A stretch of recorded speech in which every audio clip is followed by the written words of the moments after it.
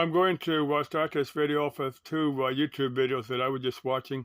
The first was on unusual stuff people would find in used cars, cars that they'd buy from a private seller or maybe from an auction. They'd find stuff in there. My first thought was this is probably going to be be people people would find drugs in cars because you will hear that somebody would buy a vehicle at a police auction, and they would find, let's it's a hidden compartment in there. They would find a door that, window would only roll halfway down, pull the door apart and find out there's some drugs in there. That has happened. I've seen that all years ago back in the time when, you sit down and read the newspaper, but, you don't have that much anymore. Now, in this particular video, they tell about people who find stuff that was like rare coins, money. They found a car, or they found a delivery vehicle that had some fairly advanced prototype electronic equipment in there. Something that's kind of strange. There was this I think I remember a story that some company that was having some type of dispute over this or that. I can see, maybe an individual that was part of that company, hid the stuff in there. Maybe they had a large house, kept kept their property, kept the vehicle on their property, never to use it. Maybe they died before it before they had a chance to do anything with it. You can kind of see stuff like that. Or on the rare coins, again, same thing. Somebody has a old vehicle they're not using to store the rare coins in there because they say nobody's going to look for rare coins that are, going to dig up a car just to, see rare coins. And, they end up dying before they get a chance to give them to somebody or sell them or whatever. You kind of see that happening. Of course, you hear that houses too. People will stash away stuff, and they'll die before they get a chance to do something with it. Now, the next video I was watching was on this B-29. I'm pretty sure it's. I'll get to the B-29. I saw it took a year, 2 years, something like that. I've got some video on it. I posted here on YouTube. But anyway, I didn't know the full backstory of this B-29. They had found it. It's one that's nicknamed Doc because it had the nose art on the front of the B-29. A lot of the warplanes did have nose art, but to kind of distinguish them one from another. I mean, some of them did, some of them didn't. But anyway, this B-29 has sit for many years on this naval gun range, as a naval target. And I guess it just didn't get totally destroyed, which is lucky for the people that found this B-29, because a lot of the old aircraft did get pretty well destroyed, which is really, really a shame when we lose a valuable piece of American history like that. But anyway, this team, well, they'd had a trade a fully restored B-25 Mitchell for this B-29, according to the story.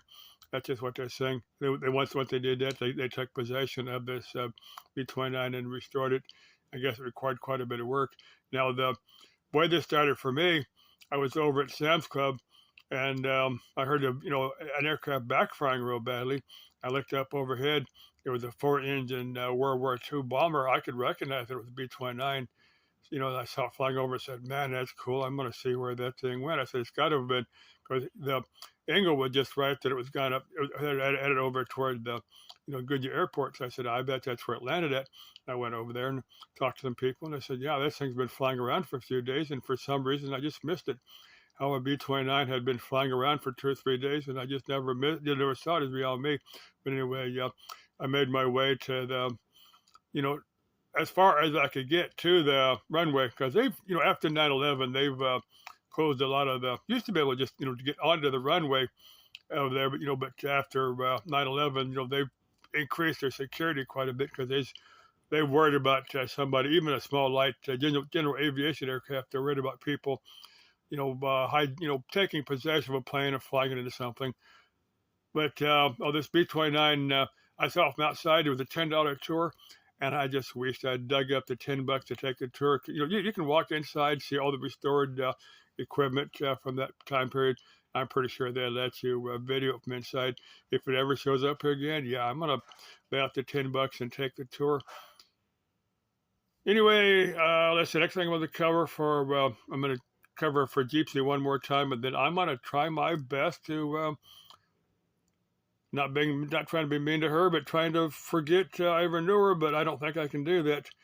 Now, chick, I'm not stalking you. You just you're doing the sympathy thing, and I'm not sure if you're deliberately doing that or not, but that's the way it's coming out. But anyway, on a hyperextension table, you can probably have somebody make that. You have a make a hyperextension table. You might be able to buy a used table somewhere, or you might be able to join a fitness center where they have those hyperextension tables. I'm thinking that's going to help you more than anything else. If you get a hyperextension, where the tables, well, there might be a better name for it, but that's the way I know it. It's a table you sit in, or you actually stick your legs in. You can use it either direction. You bend over like this. This is your feet are where my fingernails are at. They're sitting up. You sit in there. Well, I'm not. I can't do it without. I have my second hand.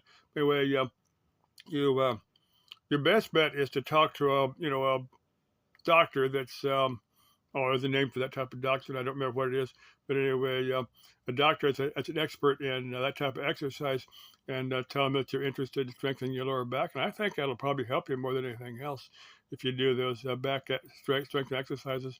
That'll remove some of the tension, because it did wonders for me. I used to have some horrific back pain. I never went to the doctor. I just figured I was stressed out too much, and I talked to people at the fitness center where I worked out, and they said they pointed me to the table and they showed me how to use it, and sure enough, it worked pretty good for me. God, that's been 30 years ago or better that I did that, and sometime I need to maybe join Planet Fitness for a couple months and just go over there and work out. Just some ideas on it. Let's see, I was going to cover my pickup. Now, there's several places that are on my bucket list around here close that I want to get to. That mountain or that hill down now as you go into Estrella Park right now. My pickup a couple of days ago started running really super crappy. So I said, I don't want to go anywhere I don't have to go. I was just kind of nursing along. But yesterday, I was trying to debate whether it was ignition or it was fuel. And I said, well, I'll go through my ignition parts because that's pretty easy. So, I've got another rotor. I've been keeping a spare rotor. Last summer, I had weird problems with my rotor. So I can walk into O'Reilly's or AutoZone and get one for $10 or something. So I make sure I keep a spare rotor. So I need to change it. So I said, well, I'm just going to go ahead and put that rotor on there. So I went ahead and put that rotor on there. I looked at my ignition cap. And I said, I didn't have a new one, but I've got a whole bunch of used ones. I found another used one that was didn't look quite so bad, so I swapped that. And in the process, I was going through my ignition wires, just verify the timing. I found one spark plug wire had hopped off. So I said, God, that's probably my ignition miss. Yeah, one spark plug wire had hopped off. Put that back. Thing runs, not perfect, but pretty good. So there's several places out here that I'm going to hit up next, few cool mornings. This particular morning, as soon as I post this video, I'm going to call Lady. If she's home, I got to look at her air conditioner, see what's going on with her.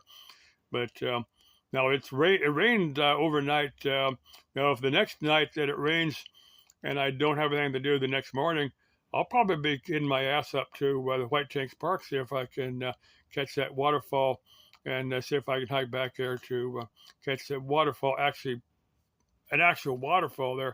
Because if you search here on YouTube, you will find a few lucky guys that have got back here when the waterfall is actually flowing. Now, this is some, about midway back. That's about a mile hike between where that rest area is. They've got a rest area with parking.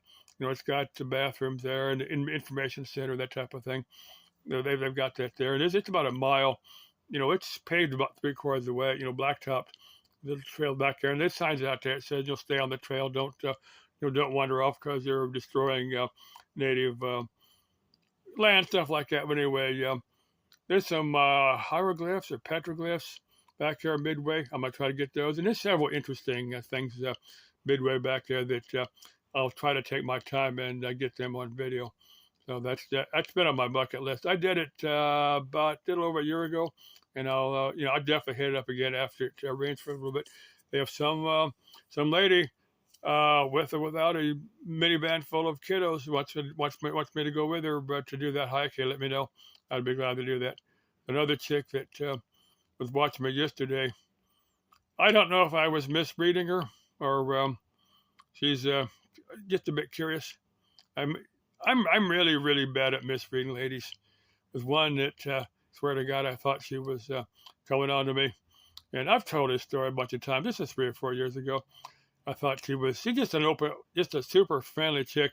But anyway, about the middle of our conversation, I said, "Well, don't you have a family? A husband and kids and stuff?" And she looked at me and said, "Don't you know? I'm lesbian. I got another woman for a life partner." So, okay, that's cool. But man, did I misread her. I'm bad. I'm super bad at misreading chicks. I think a lot of guys are. I think it's, of course, I think maybe women are bad about misreading men too. I don't know. Maybe that's the way life works. Anyway, the chick is a bit curious. I don't know. You're my daughter's age, so I probably wouldn't go for it, but whatever. Okay.